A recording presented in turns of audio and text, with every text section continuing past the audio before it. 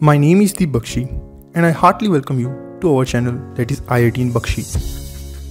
We make videos on every weekend basis on the following topics: post-grad guidance, interview with scholars from different institutions as well as from different departments, JRF and job vacancies, and the entry-level coding sessions. Feel free to subscribe to our channel. नमस्कार, आज हमारा first lecture है that is for coding. इस lecture में हम क्या देखने वाले हैं वो भी मैं डिस्कस करूँगा। वीडियो को शुरू करने से पहले just a short introduction about my self. मेरा नाम है दीप बख्शी और मैं फिलहाल कर रहा हूँ तैयारी IIT बेंगलुरु से। ये एक सीरीज़ होने वाली है जो कि कोडिंग के बेसिक से स्टार्ट हो, और ये किसके लिए हेल्पफुल होने वाली है तो ये जो नॉन कोडिंग ब्रांच से आते हैं स्टूडेंट्स और जो इनफैक्ट CS ब्रांच से है और फर्स्ट ईयर में है तो ये उनके लिए बहुत हेल्पफुल होगा कि उनको स्टार्ट कैसे करें। ये एक आपको एक किक स्टार्ट देने में बहुत हेल्प करने वाला है। इसका इंट्रोडक्शन जो था वो एक वीडियो में हमने बनाया हुआ है। अगर आपने वो नहीं देखा तो मैं आपको अर्ज करूँगा कि पहले उसे ज़रूर देखें, और अगर आपने अभी तक एनरोल नहीं किया तो आप हमें ज़रूर एनरोल कर दीजिए प्रोग्राम को, ताकि जो वीडियोज़ प्राइवेट वीडियोस होंगे, जो स्पेसिफिक हिडन वीडियोस कुछ रखेंगे इसके, वो आपको हम उन्हीं के साथ शेयर करेंगे जो ऑलरेडी इसके साथ ये प्रोग्राम के में सब्सक्राइब्ड है। आज हम स्पेसिफिक जो बात करेंगे कि आज हम क्या सीखने वाले हैं इस वीडियो में, तो इस वीडियो में स्पेसिफिक बात की जाएगी कि हम स्टार्ट करेंगे मैटलैब के साथ। मैटलैब का इंटरफेस क्या होता है और कैसे दिखता है और हमें उसके अंदर कैसे स्टार्ट करना है। इस वीडियो में स्पेसिफिक हम सिर्फ बात करेंगे कि मैटलैब का जो इंटरफेस है वो कैसा है, और हम फैमिलराइज होंगे कि मैटलैब के इंटरफेस के साथ। जैसे जैसे वीडियो प्रोग्रेस होगा और जैसे जैसे हम आगे बढ़ते जाएंगे तब हम सीखेंगे कोडिंग कैसे करते हैं और क्या करते हैं। अभी तो हम सिर्फ फ्रेगमेंट सीखेंगे और बाद में हम उन सब सीखे हुए फ्रेगमेंट्स को असेंबल करेंगे और हमारा जो भी यूजफुल प्रोडक्ट होगा वो हमें आउटपुट में दिखेगा, ऐसा मैं आशा करता हूँ। तो आज हम स्टार्ट करने वाले हैं सिर्फ इंटरफेस के साथ फैमिलराइज होगा।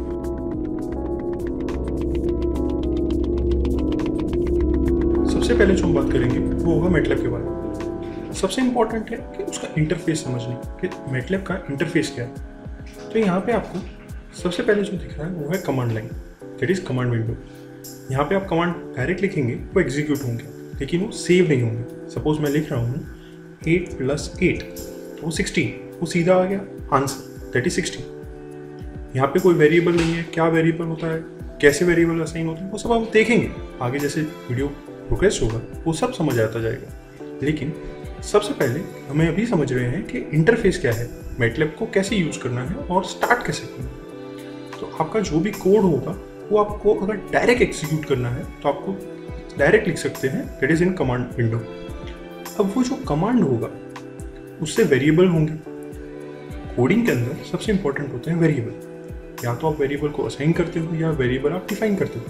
तो जो भी वेरिएबल असाइन या डिफाइन या जो भी होगा, वो जो भी वेरिएबल होंगे वो आपको वर्क स्पेस में दिखेंगे। यहाँ पे जो वर्क स्पेस आपको दिख रहा है उसके अंदर आंसर आ गया है। अगर आप बाय डिफ़ॉल्ट कुछ भी वेरिएबल को असाइन नहीं करते और कोई भी मैथमेटिकल ऑपरेशन या कुछ भी आप करेंगे तो वो सब बाय डिफ़ॉल्ट आंसर के अंदर जाएगा। तो यहाँ पे सपोज मैं लिखता हूँ कमांड लाइन के अंदर a = 8। अब यहाँ पे मैंने क्या किया है, एक वेरिएबल डिक्लेयर किया कि भाई वेरिएबल का नाम है a, और उस वेरिएबल के अंदर 8 वैल्यू जो है वो असाइन कर दीजिए। तो यहाँ पे जो कमांड तो एग्जीक्यूट हो गया। यहाँ पे आंसर नहीं आया। आंसर इसलिए नहीं आया क्योंकि यहाँ पे मैंने पहले ही कह दिया था कि इस वेरिएबल का नाम a होने वाला है। जैसे ही मैंने ये कमांड एग्जीक्यूट किया तो वर्क स्पेस के अंदर आपको दिख रहा होगा कि यहाँ पे एक न्यू वेरिएबल आ गया है, दैट इज a = 8। दो चीज़ें इंपॉर्टेंट अभी हमने देखी, एक तो होता है कमांड विंडो, एक होता है वर्क स्पेस, और तीसरा जो है आप जहाँ पे भी प्रोजेक्ट या जो भी करेंगे वो कौन सी लाइन के अंदर होगा, तो वो जो एड्रेस होगा वो आपको यहाँ पे दिख रहा होगा कि D फोल्डर के अंदर एक फोल्डर है यूट्यूब वीडियो और उसके अंदर एक दूसरा फोल्डर है, that is MATLAB tutorial video. इसको कहते हैं कि आपकी डायरेक्टरी कौन सी। अगर आप चाहें तो यहाँ पे ब्राउज फॉर फोल्डर करके डायरेक्टरी को आप चेंज कर सकते हैं। जहाँ पे भी आपको डायरेक्टरी रखनी हो वहाँ पे कर सकते हैं, और जो भी प्रोग्राम होंगे वो वहाँ पे सेव या क्रिएट किए जाते हैं। ये हो गया बेसिक। अब यहाँ पे कुछ भी है नहीं, यहाँ पे जो भी फोल्डर्स होंगे इसके अंदर वो आपको शो करेंगे, लेकिन अभी हमने कोई भी स्क्रिप्ट या कुछ भी न्यू क्रिएट नहीं किया, इसलिए यहाँ पे जो है ब्लैंक शो हो रहा है करंट फोल्डर के अंदर।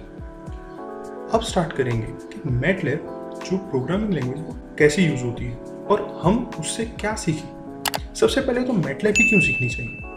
आप कभी भी मास्टर्स में या कोई भी हायर एजुकेशन में जाएंगे तो मोस्ट ऑफ द कॉलेजेस के अंदर मैटलैब प्रीफर्ड है, क्योंकि ये कंपैरेटिवली इजी है और यूज करने में बहुत फ्रेंडली है। कोडिंग कोई भी लैंग्वेज हो, उसका जो क्रक्स होता है वो होता है उसका कि आपका जो लॉजिक आपने यूज़ किया है वो क्या यूज़ किया है। तो सबसे इंपॉर्टेंट होगा कोई भी कोडिंग के अंदर कि आप लॉजिक क्या है, और वो लॉजिक हर एक का यूनिक होना चाहिए। और आप जब भी किसी का कोड भी देखोगे, अगर मैं भी किसी का कोड देखता हूँ तो मैं भी डर जाता हूँ कि ये कुछ समझ नहीं आ रहा, क्योंकि उसका माइंड प्रोसेस में थॉट क्या था वो हमें पता अमूमन नहीं चल सकता इजीली इतना, जितना हमने क्या लिखा वो हमें पता चल जाता है। तो इसलिए कभी भी किसी का कोड देख के अपने आप को ऐसा जज मत करने लगिएगा कि आपको कोडिंग नहीं आती। आप आराम से बैठिए, आप सोचिए कि आपका थॉट प्रोसेस क्या है और सेम थॉट प्रोसेस को कोडिंग लैंग्वेज के अंदर लिखने का ट्राई करिए। ये वीडियो जैसे जैसे प्रोग्रेस होता जाएगा वैसे वैसे हम इवॉल्व होते जाएंगे कि कैसे कोडिंग करना, क्या करना और कौन कौन से इम्प्रूव्ड वेज हैं और क्या हमें हमेशा सोच के रखना चाहिए जब भी हम कोडिंग करें। तो ये अभी तो बहुत बेसिक है और शुरुआत ही है, ऐसा कह सकते हैं। अब ये जो वेरिएबल है, अब मैटलैब जो है दैट इज़ अ मैट्रिक्स। यहाँ पे जो भी चीज़ होगी वो पूरा काम मैट्रिक्स के अंदर होगा। आपको पता ही है मैट्रिक्स 1x1 होती है, 2x2। इन केस अगर मैं जनरलाइज कर दूँ तो मैट्रिक्स m×n है, तो उसमें m रोज हैं और n कॉलम्स हैं। आप जो भी डिफाइन करेंगे वो एक मैट्रिक्स के फॉर्म में जाएगा। अगर मैं सपोज आपको कह दूँ कि यहाँ पे a क्या है, a को 8 वैल्यू असाइन किया है, तो ये तो मैट्रिक्स नहीं हुआ, यहाँ पे तो सिंपल हो गया। तो जैसे ही आपको कभी भी ऐसा लगे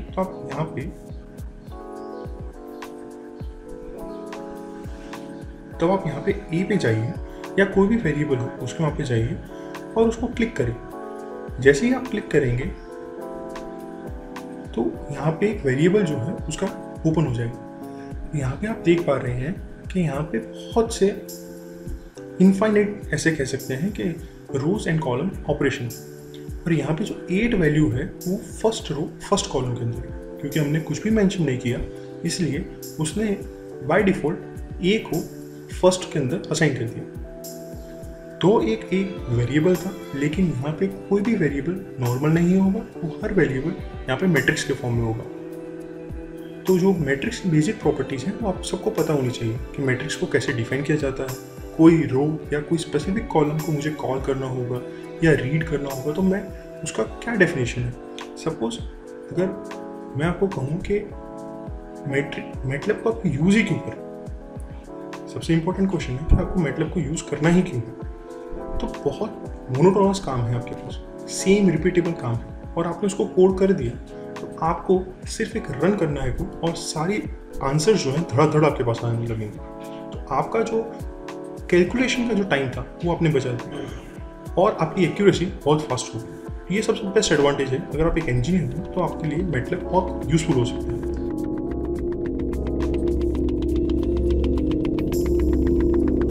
ये बात होगी कि हमने एक वेरिएबल को असाइन किया है और एक एडिशन या कोई भी प्रोसेस को हमने किया है।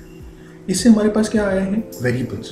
अब ये वेरिएबल्स को अगर हमने कुछ किया और हमने बंद कर दिया, तो जब नेक्स्ट टाइम ओपन करेंगे तो ये वेरिएबल्स तो होंगे नहीं, क्योंकि ये तो टेम्पररी वेरिएबल है। अगर आपको कोई भी स्टेज पे ऐसा लगे कि ये वेरिएबल को आपको फ्यूचर में यूज हो सकता है तो आपको उसको सेव करना चाहिए। तो सेव के लिए आपको यहाँ पर लिखना होगा सेव, जो भी फाइल का नाम आपको, अगर मेरे को ऐसा होगा कि मेरा नाम रखना है deep.met, उस फाइल का एक्सटेंशन है। तो आप जैसे ही लिखेंगे तो यहाँ पे आप देख पाएंगे यहाँ पे एक जो फाइल जो क्रिएट हुई है दैट इज deep.met। उस फाइल के अंदर क्या होगा, तो ये जो वेरिएबल्स हमने स्पेसिफिक जो अभी हमारे पास जो भी करंट फाइल के अंदर वेरिएबल्स थे, यहाँ पे आपको जो वर्क स्पेस के अंदर वेरिएबल दिख रहे हैं वो सारे वेरिएबल इस मैटलैब के फाइल के अंदर स्टोर हो जाएंगे। 2 फंक्शन बहुत इंपॉर्टेंट है और वो याद रखने चाहिए आपको। उसमें से पहला है क्लियर ऑल। क्लियर ऑल करने से क्या होगा कि आपका ये कमांड लाइन पे जो कमांड्स हैं वो क्लियर नहीं होंगे, लेकिन यहाँ पे जो वर्क स्पेस के अंदर यहाँ पे जो वर्क स्पेस के अंदर जो आपके वेरिएबल्स थे और जो असाइंड वैल्यूज थी वो सब क्लियर हो जाएगी। तो अब मैं उसको रन करूँ कि ए की वैल्यू क्या है, तो यहाँ पे आएगा एरर। हाँ, जैसे कि यहाँ पे आप देख पा रहे हैं, यहाँ पे जैसे ही मैंने ए लिखा तो उसने कह दिया कि अनडिफाइंड फंक्शन और वेरिएबल, क्योंकि वो वेरिएबल को क्लियर कॉल करने से वो क्लियर हो गया। सबसे इंपॉर्टेंट अच्छी बात ये थी कि हमने उस वेरिएबल को पहले ही सेव किया हुआ था यहाँ पे, जैसे कि आप देख पा रहे हैं deep.met।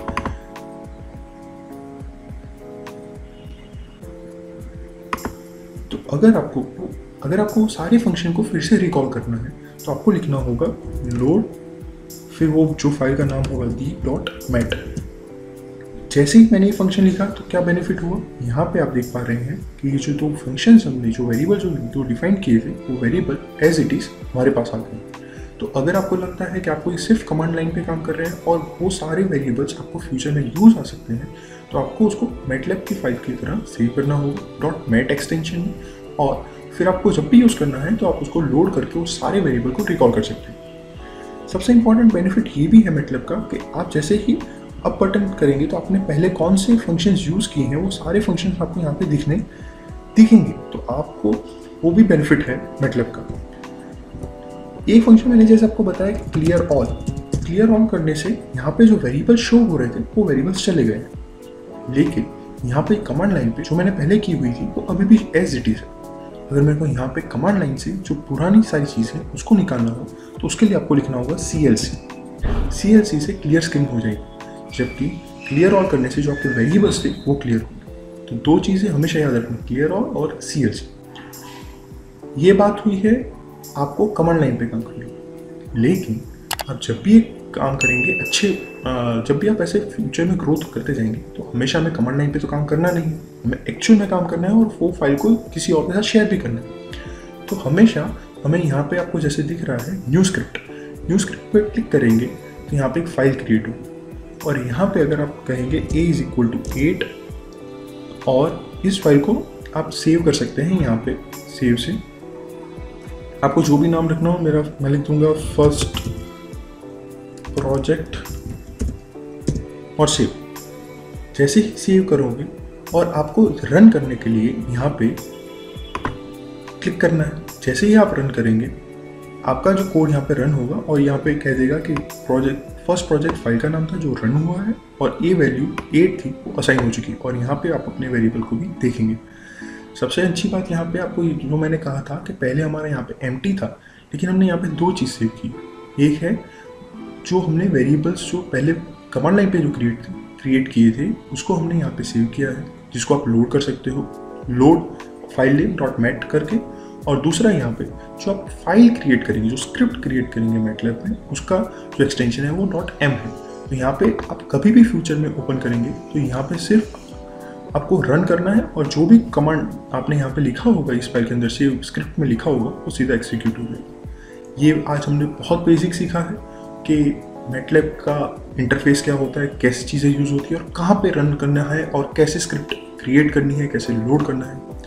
नेक्स्ट वीडियोस में हम जो होगा वो हम बात करेंगे कि कैसे मैट्रिसेस डिफाइन होती है, कैसे 2 डायमेंशन मैट्रिक्स क्रिएट होती है। उसके बाद हम बात करने वाले हैं कि ग्राफ्स कैसे क्रिएट होते हैं, प्लॉट्स कैसे बनाए जाते हैं, लाइन कैसे बनती हैं।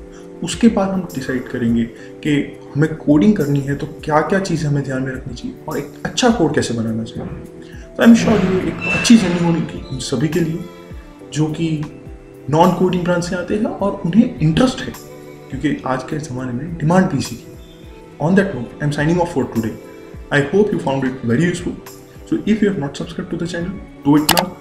And yeah, if you have not subscribed to this particular course, you can drop us a mail that you want to join this, and you will be given some code or number, and you have to put that in the comment section. Have a great day. Thank you.